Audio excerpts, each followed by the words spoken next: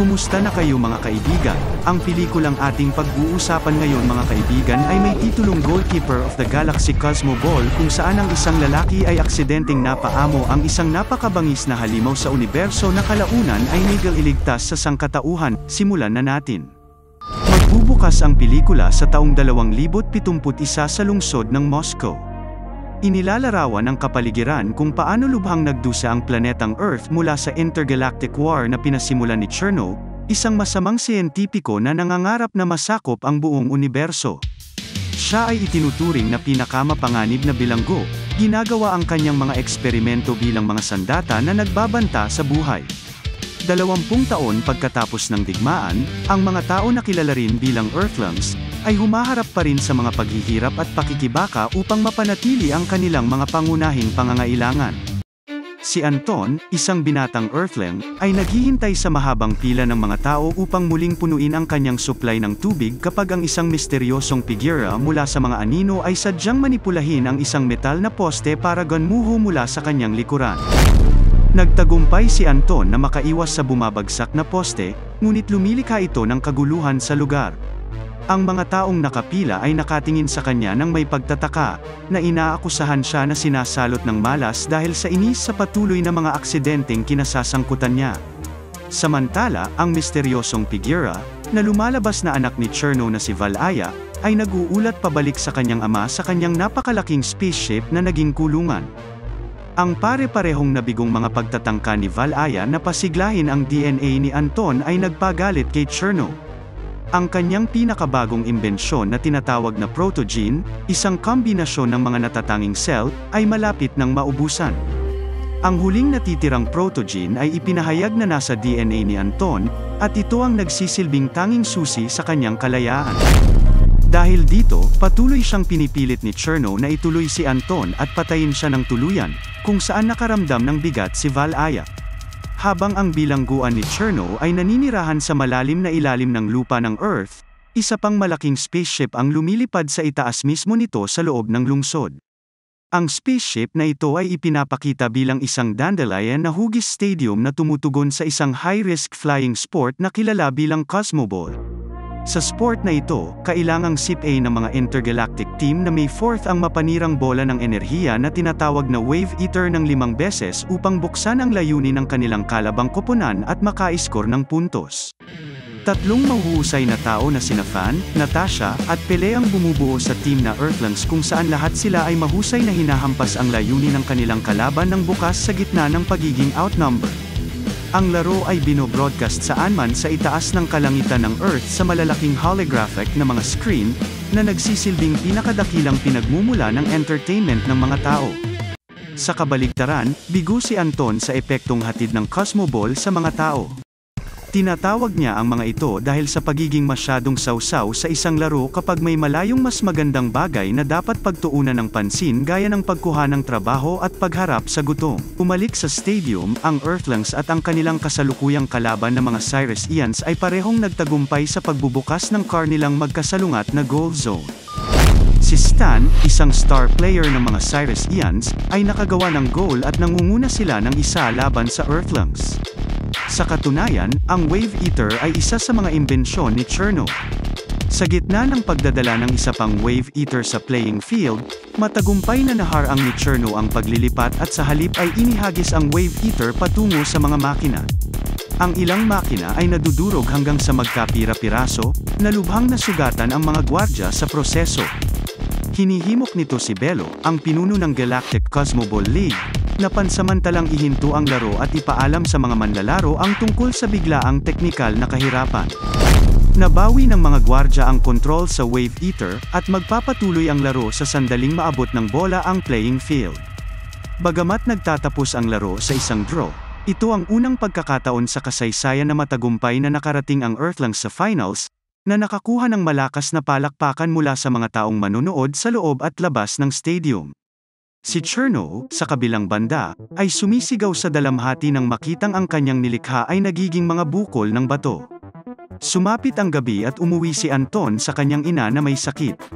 Nalaman niya na nagsisinungaling ang kanyang ina tungkol sa kanyang medikal na supply at nagkukunwaring ayos lang. Nagmamadaling pumunta si Anton sa Batika kung saan nakatagpo siya ng isang dalagang nagngangalang Anya. Pumasok silang dalawa sa parmasya upang magnakaw ng ilang pagkain at mga supply na medikal, ngunit agad na nakuha ng alarma ang atensyon ng pulisya. Naabutan sila ng dalawang pulis, sa pangunguna ng kapitan na si Vasily. Nagkunwaring sumuko si Anton ng mag-isa at ginulo ang mga opisyal habang si Anya ay nananatiling nakatago. Nagagawa niyang gumawa ng pambungad sa pamamagitan ng pag-abala sa kanila at nagagawa niyang tumakas. Maya-maya lang, tumakbo si Anton at bumangga sa isang rumaragasang sasakyan, dahilan para mapasigaw siya sa gulat. Sinuri ni Vasily ang harapan ng truck lamang para walang ibang makita kundi ang ninakaw na gamot na natapon sa sahig. Litong-lito silang umalis sa lugar habang si Valaya, na epektibong itinago ang sarili bilang driver ng truck, ay ngumingiti sa kasiyahan. Nang maglaon, napag-alaman na si Anya ay si Valaya din, na sumusunod kay Anton sa lahat ng oras na ito. Na-activate ng takot ni Anton ang protogene at ang kanyang kakayahang magteleportasyon sa unang pagkakataon, habang siya ay walang kontrol na nag-teleport ilang milya ang layo mula sa kanyang dating lokasyon. Nagpanggap bilang si Anya, hinikayat ni Valaya si Anton sa kanyang basement at nakuha ang kanyang atensyon sa pamamagitan ng kanilang mga karaniwang interes, gaya ng hindi nila gusto sa Cosmoball at ang kanilang pagnanais na tulungan ang kanilang mga magulang na may sakit. Si Anton ay matamang nakikinig, nalilimutan kung bakit hinihila ni Anya ang ilang hibla ng kanyang buhok upang kolektahin ang isang bahagi ng protogene mula sa kanyang DNA. Dinala ni Anya ang mga hibla ng buhok sa kanyang ama. Gayunpaman, bahagya na tumugon ang protogene dahil sa hindi sapat na halaga. Samantala, umuwi si Anton na nagulat nang makita si Belo at ang team na Earthlings sa kanilang bahay. Kinukumpirma ni Belo ang kakayahan ni Anton sa teleportasyon at ipinahayag ang kanyang interes sa pag-recruit sa kanya bilang pang-apat na manlalaro ng Earthlings team. Mariing tumanggi si Anton, at sinabi sa kanila na kailangan niyang alagaan ang kanyang ina.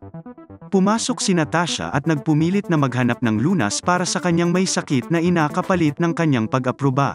Pareho niyang kinukumbinsi sina Belo at Anton, at tinatakan nila ang deal sa pamamagitan ng pakikipagkamay. Agad na dinala si Anton sa stadium ship kung saan siya namamangha sa bawat tanawin.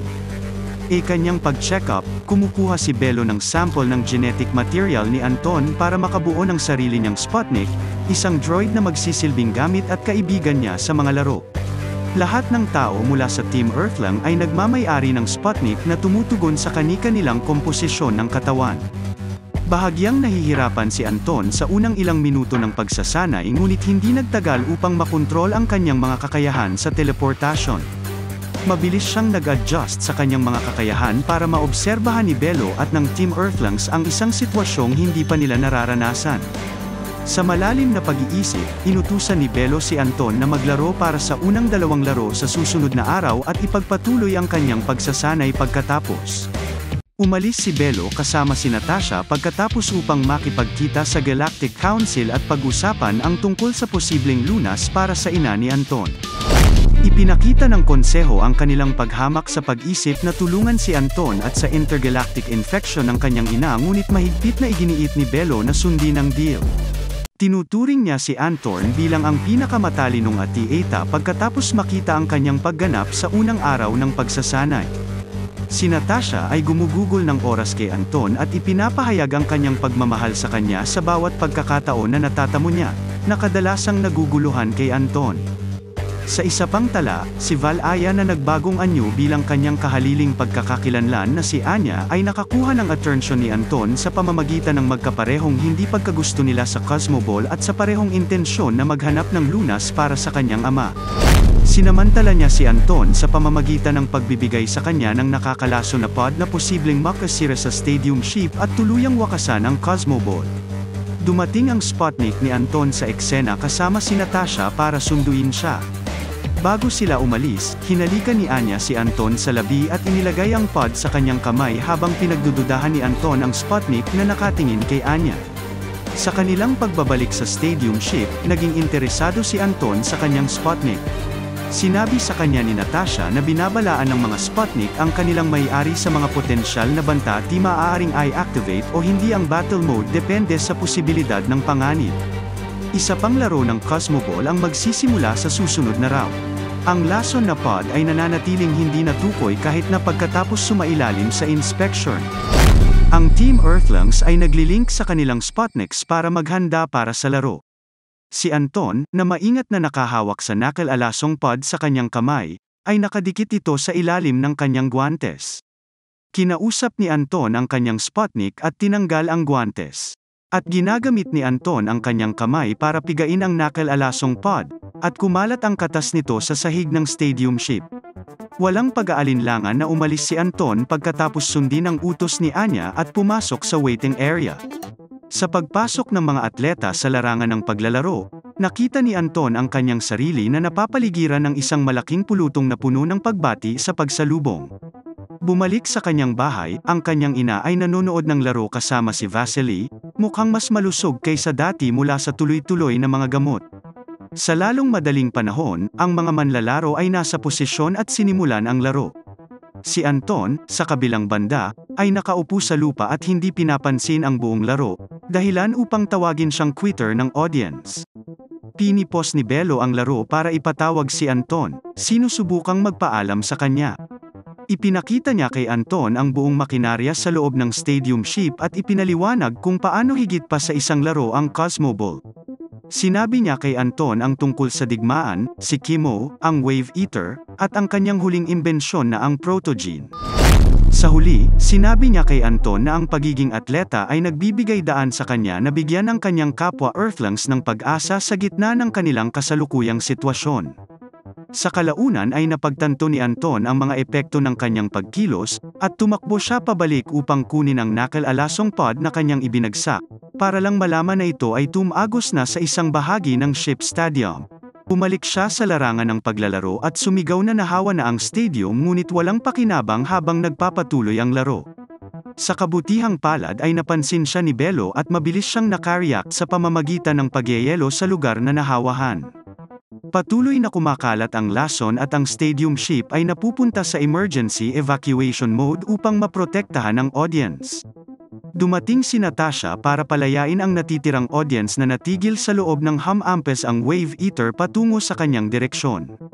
Nakita ito ni Anton at tumakbo siya para tulungan siya bago sip-a ng mga atleta ang Wave Eater ng 5 beses na nagreresulta sa pagkasira nito. Nawalan siya ng malay dahil sa pagtama ng Wave Eater, ngunit nagising siya hindi nagtagal. Agad niyang pinuntahan si Anya sa kanyang basement, ngunit nang magtama ang kanilang mga mata, nagulat siya kay Anton at ipinakita sa kanya ang kanyang tunay na anyo bilang si Val-Aya habang ipinagtatapat ang kanyang paghanga sa kanya. Gayunpaman, nabigo siya sa kanya dahil sa hindi ganap na pagsira sa stadium ship at nagsimulang mangolekta ng katamtamang dami ng Protogene sa kanyang DNA bago siya iwanang walang malay. Ang Sputnik ni Anton ay nagmamadaling hinanap siya matapos maramdaman ang banta. Nang makita siyang nakahiga na walang malay, ang kanyang Sputnik ay kumonekta sa kanya at nauuwi sa napapagod ang sarili upang pagalingin ang pinsala ni Anton. Kasabay nito, nakuha ni Cherno ang Protogene mula sa Val-Aya at sinimulan ang kanyang planong pagtakas. Sa pamamagitan ng Protogene, ipinatawag ni Cherno ang isa sa kanyang mga nilikha, isang napakalaking nilalang na parang tuta. Inuugnay niya ang kanyang sarili sa nilalang upang makakuha ng ganap na kontrol at ginagamit ito bilang isang spaceship. Ang Protogene sa kanyang pag-aari ay nagbibigay din sa kanya ng kakayahang mag-teleport sa kanyang paraan palabas. Maya-maya, nagising si Anton at nakita niya sina Natasha at Bello sa tabi niya. Sa isang lugar sa loob ng parehong basement, narinig ni Bello na tinatawag ni Cherno ang kanyang pangalan. Tinugunan ni Cherno si Bello bilang kanyang tagalikha at iniimbitahan siyang makipagsanib puwersa sa kanya. Nalilito si Natasha nang marinig ito. Tinanong niya ito ng harapan ngunit ipinagkibit balikat siya ni Bello. Kasama ang mga Ciresians at Amazonian, lahat sila ay nagtitipon sa labas at panandaliang nakatagpo si Cherno habang siya ay matagumpay na nakatakas at nag-teleport palabas ng planetang Earth. Samantala, ang mga atleta ay nananatiling nakabantay sa buong lungsod habang ipinapaalam ni Bello sa Galactic Council. Ibinunyag din niya ang mahigpit na binabantayang lihim tungkol sa Cosmo Ball sa lahat. Nalaman nila na ang Cosmo Ball ay hindi isang laro, kundi isang digmaan at na ang stadium ship ay itinayo upang pigilan ang pagkawasak ng planeta. Pagbalik sa kanyang tahanan, dumating ang nanay ni Anton upang sabihin sa kanya na ang mga atleta ay aalis para sa digmaan laban sa Cherno. Ngunit nakahiga si Anton na pagod at nasiraan ang loob dahil sa mga pangyayari sa kanyang paligid habang nakayakap sa kanyang Sputnik. Bumaling ang kanyang ina para aliwin siya, na sinasabing sa planetang Earth nagkakamali ang mga tao sa lahat ng oras, ngunit may mga malalakas na tao na nagsisikap ayusin ang mga pagkakamaling nagawa nila. Kasabay nito, nagsagawa ng isa pang pulong si Belo sa Galactic Council tungkol sa kanilang plano ng aksyon, nang biglang pumasok si Natasha. Naguguluhan pa rin si Natasha sa narinig niya. Patuloy niyang tinatanong si Belo kung bakit siya tinawag ni Chino bilang kanyang lumikha. Walang ibang pagpipilian si Belo kundi ipaliwanag sa kanya na si Cherno ang kanyang pinakamalaking kabiguan bilang isang kapwa siyentipiko. Sinabi niya na si Cherno ay huwad sa kanyang imahe. Inamin niya ang kanyang mga pagkakamali, iniisip na tutulungan siya ni Cherno tulad ng ginagawa ng mga Sputnik. Binigyan niya siya ng damdamin, ngunit nabigo sa paghubog ng mga damdaming yon. Ang pag-aaway ni Belo at Cherno ay humantong sa pagpapatalsik kay Cherno, at nagresulta sa mga kaganapan ng digmaang intergalactic 20 taon na ang nakararaan. Sa labas ng planetang Earth, naghahanda si Cherno na paalisan ang kanyang bagong likhang Wave Eaters mula sa kanyang barko. Nakipagkita siyang muli kay Valaya, nagtuturo sa kanya na pigilan ang mga atleta na umalis sa Earth hanggat kaya niya. Ang malaking labanan ay kasunod kaagad pagkatapos magpadala si Kimo ng sunod-sunod na Wave Eaters sa ibabaw ng Earth. Kasabay nito, sina Fan, Pele, kasama ang mga miyembro ng Cyresians at Amazonian ay kumalat sa iba't ibang posisyon sa labas ng ilungsod bilang inaasahan. Patuloy nilang sinisipa ang mga papasok na Wave Eaters, inihahagis ito sa isa't isa upang makumpleto ang 5 strike. Sa labas, ang mga barko ng Galactic Fleet ay nagset ng bitag para kay Cherno at sa kanyang barko sa pamamagitan ng pangangasiwa ni Belo. Si Cherno, sa kabilang banda, ay nagpapawalang bisa sa bitag at nag-iisang sinisira ang mga barko, na pinapanood ni Belo at Natasha sa paghihirap. Gamit ang stadium ship, ipinagpatuloy nila ang kanilang pagtugis sa Cherno. Sa gitna ng pagsira sa Wave Eaters, nagsimulang makaramdam ng pagod ang mga atleta. Si Stan ay nasa bingit ng sobrang init habang si Fan ay nasugatan dahil sa pagtama ng V-Wave Eater. Sa kabila nito, sumusulong sila. Ang epekto ng kanilang matuli na welga ay nagiging sanhi ng pagbagsak ng ilang gusali sa ilang lugar ng lungsod. Ito ay kapag si Anton ay nakababahala na bumangon at nasaksihan ang nangyayari. Siya ay taimtim na nakikipag-usap sa kanyang Sputnik at ganap na itinatag ang kanilang koneksyon. Kalaunan ay tinawag ni Anton ang pangalan ng kanyang Sputnik na Mowgli, na sa wakas ay gumising dito. Lumabas si Anton para tulungan sina Fan at Pele. Dinadala niya ang nasugatang Fan sa tulong ng kanilang mga kapwa Earthling. Ang mga residente ng lungsod ng Moscow ay nakahanap ng kanlungan laban sa mga bumabagsak na mga labi, kasama ang ina ni Anton at si Vasily, na nagkaroon ng isang romantikong relasyon matapos magsama-sama sa ilang pagkakataon. Sa langit, 2 magkasunod na Wave Eater ang sumugod at tungo sa direksyon ni Anton. Nagawa niyang hampasin ang una, ngunit hindi niya napansin ang pangalawa na humihila sa kanya patungo sa lupa. Ligtas siyang nakarating, ngunit napunta sa mga punit-punit na damit. Nararamdaman ng kanyang Sputnik, Mowgli, ang sitwasyon at agad siyang tinulungan. Masaya silang nagkakasundo at nag-uugnay, na lumilikha ng mga gamit ni Anton para sa pakikipaglaban. Nagagawa na ngayon ni Anton na makipag-usap sa iba pang mga atleta, at kasama si Mowgli sa battle mode, nagsimula siyang muling hamampes ng buong espiritu. Matagumpay niyang nawasak ang bawat Wave Eater sa isang hit lang, na pinahanga ang iba pang mga atleta. Sa kabilang panig, nagpasya si Belo na harapin si Cherno nang direkta binigay niya kay Natasha ang ganap na kontrol sa stadium ng barko. Inutusan siyang bumalik sa Earth at iligtas ang iba kung sakaling hindi siya makabalik ng buhay. Pumayag si Natasha at nakipag-teleport kay Belo sa loob ng barko ni Cherno, kung saan dumating sila para sa wakas ay harapin siya. Kalaunan ay ipinakita ni Belo ang kanyang tunay na anyo habang kaharap si Cherno. Hindi nagtagal ay naabutan nila ang 20 taong agwat, at kaagad pagkatapos, nangyari ang kanilang labanan. Palihim na umatake si Cherno patungo sa Belo ngunit mabilis silang nakahabol bilang tugon. Nag-teleport si Natasha sa harap mismo ng Cherno para sipain siya ngunit hinarang siya ni Valaya.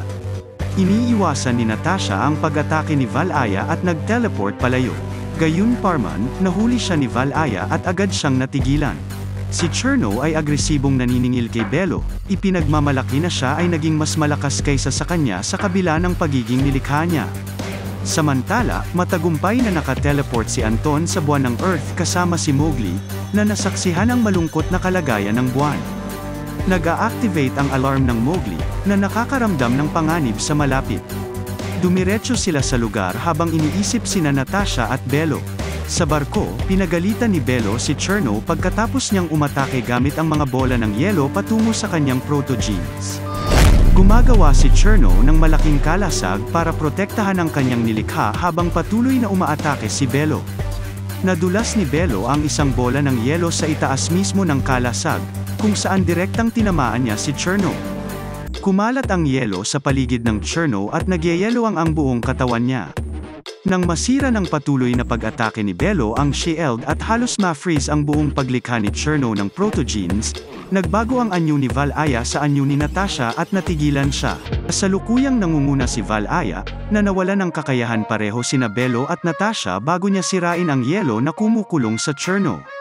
Nakalaya si Cherno at ginamit ang kanyang nababanat na gamit para sakalin si Belo. Sinabi niya ang kanyang pamamaalam at papatayin na sana siya ngunit dumating si Anton sa tamang oras. Kinuha ni Anton na hostage si Valaya laban kay Cherno kaya binitawan niya ang kanyang hawak kay Belo. Naglakad si Cherno patungo sa direksyon ni Anton at hinamon siya, na parang hindi niya mapapatay si Valaya. Binanggit niya na si Valaya ay hindi kailanman naging perpektong nilikha, at siya mismo ang nagsaksak sa kanyang tiyan. Bahagyang dumampi ang talam ni Cherno sa gamit ni Anton, at malakas itong itinulak sa lining ng barko kung saan siya nakakulong at hindi makapag-teleport. Halos hindi nagawa ni Belo na magambala si Cherno sa pamamagitan ng paghulog ng butil ng yelo sa pagtatangkang neutralize ang kapangyarihan ng barko. Ang masamang Cherno ay nagpatuloy upang idirekta ang kanyang pansamantalang sibat patungo kay Belo at agad siyang pinatay. Sinasamantala ni Anton ang pagkakataong kumonekta sa mismong barko sa pamamagitan ng kanilang mga nakabahaging cell. Nakasalubong niya ang malatutan na nilalang at ligaw na hinahabol siya nito. Habang papalapit si Anton sa labasan, nagpasya siyang huminto at diretsyong humarap sa nilalang. Nagulat ang mabangis na nilalang, ang mga paa nito ay huminto sa harap ng Earthling. Sandaling nagkatitigan silang dalawa, at kalaunan ay mariing nagprotesta si Anton sa nilalang dahil sa pananakot nitong pag-uugali. Umuungol ito sa kanya bilang tugon bago nito maramdaman ang kanilang koneksyon. Sa pagtulak pa, pinapakalma ni Anton ang nilalang sa pamamagitan ng bahagyang paghawak sa ulo nito. Sa lalong madaling panahon, matagumpay niyang naitatag ang tiwala sa nilalang, na nagbibigay daan sa kanya na makalaya mula sa lining ng barko. Higit pa rito, nagustuhan ng nilalang si Anton na sa huli ay sinira ang koneksyon nito mula sa Cherno. Sinubukan ni Cherno na pigilan at ibinulalas na siya ang Panginoon ngunit hindi na siya pinakinggan ng nilalang. Siya ay walang awang pinalabas sa barko at itinapon sa isang napakalaking bola ng mainit na gas, kung saan siya natutunaw hanggang sa mamatay. Nabawi ni Natasha ang kontrol sa kanyang katawan pagkatapos makalaya mula sa bitag.